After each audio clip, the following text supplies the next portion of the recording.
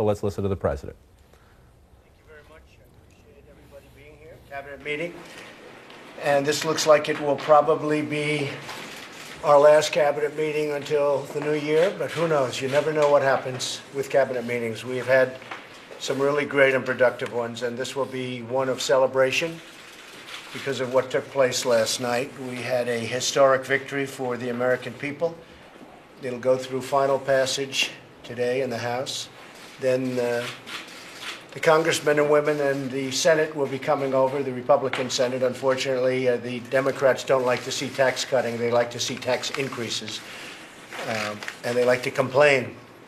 But they don't get it done, unfortunately. But they complain a lot. So we're going to have the Republican senators come over. We're going to have the Republican members of the House come over. We're going to have a news conference. And people are starting to see how great this historic victory was. The passage of the massive tax cuts and reform. It's a lot of reform in there, but the tax cuts supersede. And I said very specifically, use the word tax cuts. You know, for 34 years, they've been trying to do this, and they haven't, and they use the word reform. Well, there is reform, but I said we're going to be talking about tax cuts. The heart of our bill is a tremendous amount of relief for the middle class, including a doubling of the child tax credit and a nearly doubling of the standard deduction. That's going to be tremendous for people. They're going to start seeing the results in February. This bill means more take-home pay. It will be an incredible Christmas gift for hardworking Americans. I said I wanted to have it done before Christmas. We got it done. I want to thank all of the leaders. I want to thank Mitch McConnell. I want to thank Paul Ryan and so many other people. And we'll go through the official ceremony in a little while when they come over to the White House. But we have a tremendous amount of talent in the House, a tremendous amount of talent in the Senate. I can tell you that. And they love this country. The bill also includes a new family tax credit for dependents. It makes the vast majority of family farms and small businesses exempt from the estate tax. The estate tax was killing the farmers. They were forced to sell farms at bargain basement prices. They don't have to do that anymore. And it brings overseas corporate profits back to the United States. Our plan also lowers the tax on American business from 35% all the way down to 21%. That's probably the biggest factor in this plan. We become competitive all over the world. Our companies won't be leaving our country any longer because our tax burden is so high, because now we're down toward the lower end of the spectrum as opposed to being the highest. We were the highest. And it's really, above all else, it's a jobs bill, because these corporations that are already coming into the country, but they're going to start pouring into the country, it's about jobs, and they're going to build some really great companies and a lot of jobs. We've already created over 2 million jobs since the election. The stock market, as you see, it's at an all-time high yet again. I think that's 86 times since I got elected. 86 times we're at an all-time high. Unemployment is at a 17-year low. We've liberated the American economy from Washington overreach, cutting 22 regulations for every one new regulation, the most in history by far. We've cut hundreds and hundreds of regulations, allowing people to have their businesses, work their businesses, and hire people. And we still have plenty of regulation. Don't worry, we have plenty of regulation. Regulation's not the worst thing, but over-regulation was stifling in our country. You couldn't do anything. We've unleashed U.S. military might on ISIS, and today the coalition to defeat ISIS has recaptured nearly 100% of the territory once held by the terrorists in Iraq and Syria. We're close to 100%. We'll be finished pretty soon with the ISIS situation in those two countries. And we're making it very difficult for them to come here, believe me. We're fighting that very hard, Homeland Security and our great military. We're restoring immigration enforcement at levels that our country has never seen before, and taking the fight to the criminal gangs like MS-13, where we're decimating those animals. They're animals. What they do is horrible, horrible. And we're making the immigration system work for Americans, but we're cleaning out towns of those MS-13 gangsters. That's why we're calling on Congress to fund the border wall, which we're getting very close to. We're working on that. We have a great wall. We put up, as you know, 6 different varieties of wall. We want to be able to see through. We have a lot of help from the Border Patrol and from the ICE agents. We're getting their input on the wall because who knows better than them? But we want vision. We want to be able to see through who's on the other side of the wall. And we have some wonderful prototypes that have been put up. And I may be going there very shortly to look at them in their final form. And we'll be building the wall, and we'll be doing lots of other things. We will, very importantly, be funding and closing the loopholes that undermine our enforcement, and we will get rid of chain migration and the visa lottery program. We have a lottery program where we take in a lottery people from other countries. In some places, we are bringing in some very bad people. And through chain migration and through the lottery, the man that ran over people on the West Side Highway in Manhattan a month ago, 2 months ago, he came in through the visa lottery. We don't want this group of people anymore. People met him in the neighborhood. They all said he was horrible, nasty, mean, wouldn't talk to people. They could see it coming. They could actually see it coming. When they went back to his area where he lived, they could see it coming. They said, what's he doing here? Well, when we take people to the lottery, they're not putting their best people in the lottery. It's common sense. They're not saying, oh, let's take our best people and let's put them into the lottery so that we can send them over to the United States. No, they put their worst people into the lottery. And that's what we get in many cases. So that's not going to be happening anymore. We're going to end it. So we're ending the lottery. We're ending the chain migration, where in his case, they say he might have had up to 24 people come in with him indirectly. Aunts, uncles, cousins, grandfathers, grandmothers. And they come in because one guy gets in, then you bring the whole family. And not a lot of jobs there either, I want to tell you. Not a lot of working jobs. We're rebuilding our nation, we're rebuilding our confidence, and we're standing in the world as a different country. We're being respected again. Today, the entire world can see that America is coming back, and America is coming back rapidly and strongly.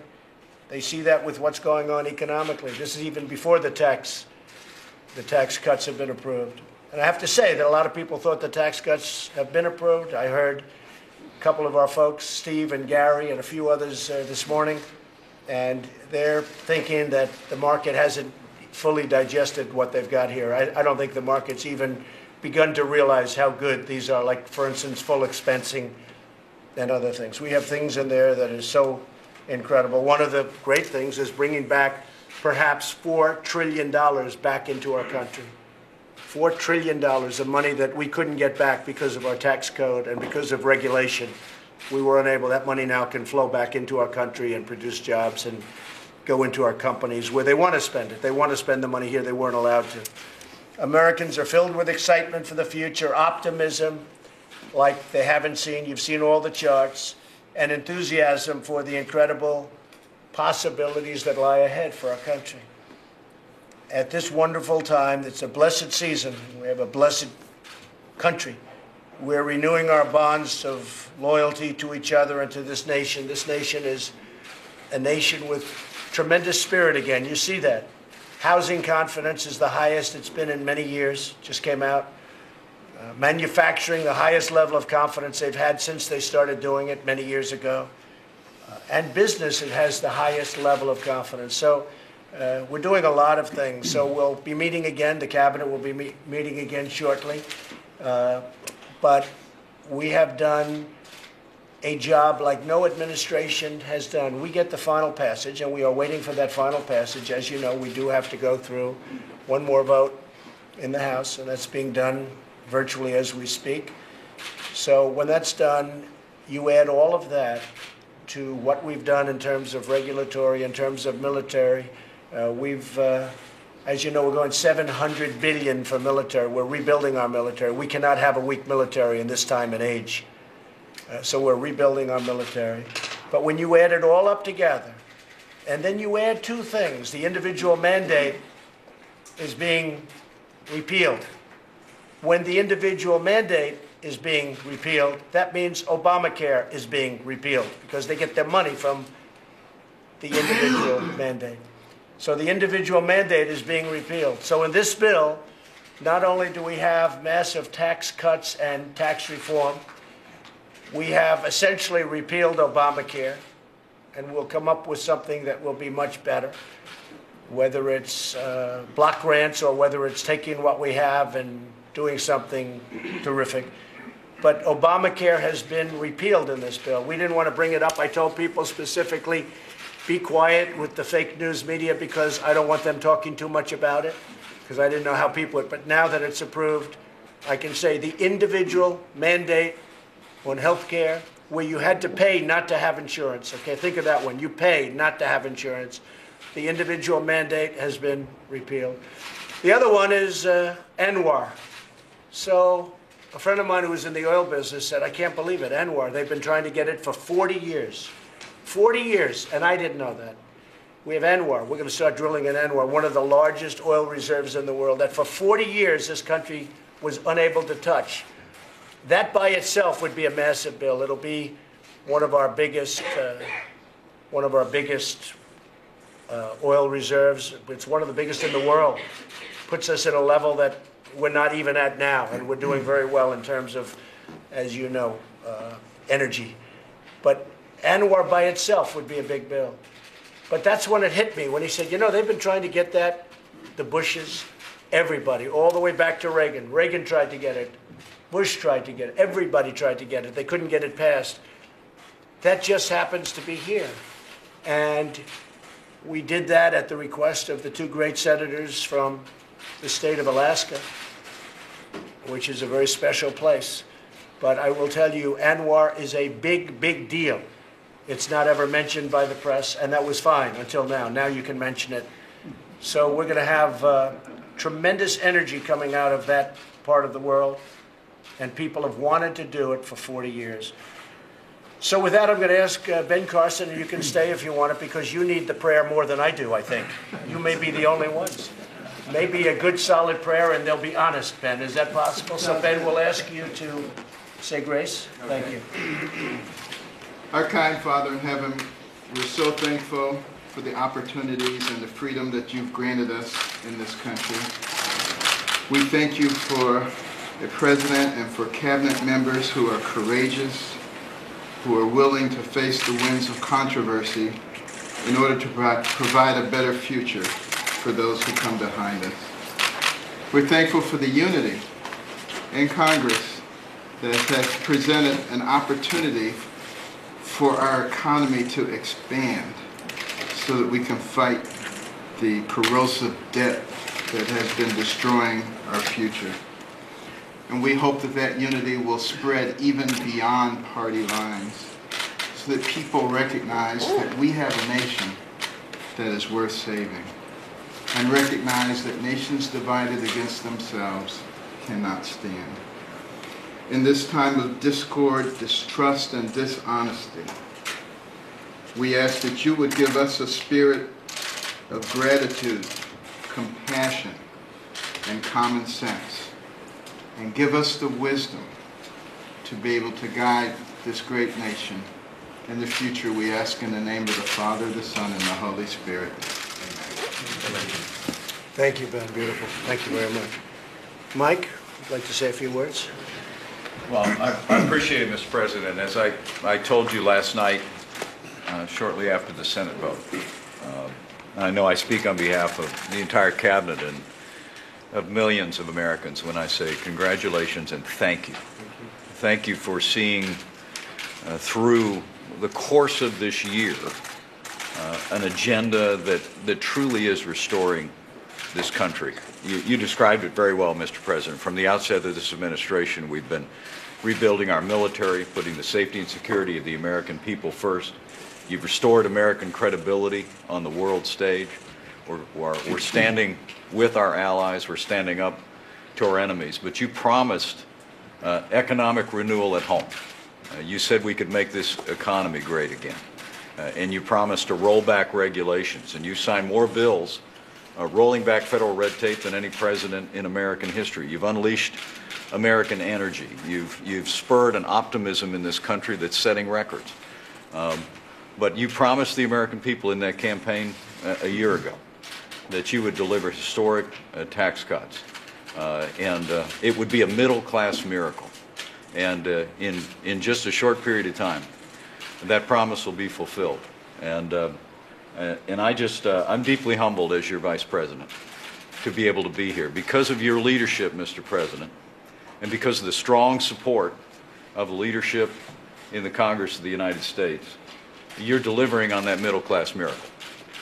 You've actually got the Congress to do, as you said, what they couldn't do with ANWR for 40 years. You've got the Congress to do with tax cuts for working families and American businesses what they haven't been able to do for 31 years. And you got Congress to do what they couldn't do for 7 years in repealing the individual mandate in Obamacare. I know you would have me also acknowledge people around this table, Mr. President. I want to thank the leaders in Congress once again for their partnership in this. I want to thank your outstanding team, your Secretary of the Treasury, Stephen Mnuchin, for Gary Cohn, for Ivanka Trump, for your great legislative team, all the members of this cabinet who partnered to drive your vision forward over the past 6 months after you laid out that vision for tax reform. But mostly, Mr. President, I'll end where I began and just tell you, I want to thank you, Mr. President. I want to thank you for speaking on behalf of and fighting every day for the forgotten men and women of America. Because of your determination, because of your leadership, the forgotten men and women of America are forgotten no more, and we are making America great again. Thank you, Mr. President. God bless you. I appreciate that. Thank you very much. Well, I also want to thank all of the members of the cabinet, and I think we have a fantastic team. And next year, we're going to go on to really some amazing things.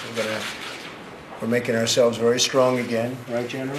We are strong. He was not so happy that first week when I met him. He was saying it's really depleted. Well, we're building it up rapidly, and we'll be at a level like never before. But the members of the cabinet, you've been outstanding. I like the message that Nikki sent yesterday at the United Nations for all of these nations that take our money and then they vote against us at the Security Council, or they vote against us potentially at the Assembly. They take hundreds of millions of dollars and even billions of dollars, and then they vote against us. Well, we're watching those votes. Let them vote against us. We'll save a lot. We don't care. But this isn't like it used to be, where they could vote against you and then you pay them hundreds of millions of dollars and nobody knows what they're doing. So, Nikki, that was the right message that you and I agreed to be sent yesterday, and I've had a lot of good comment on it, believe me. People are tired of the United States. The people that live here are great citizens that love this country. They're tired of this country being taken advantage of, and we're not going to be taken advantage of any longer. Thank you very much. Thank you all very much. Thank you. Appreciate it. Thank you.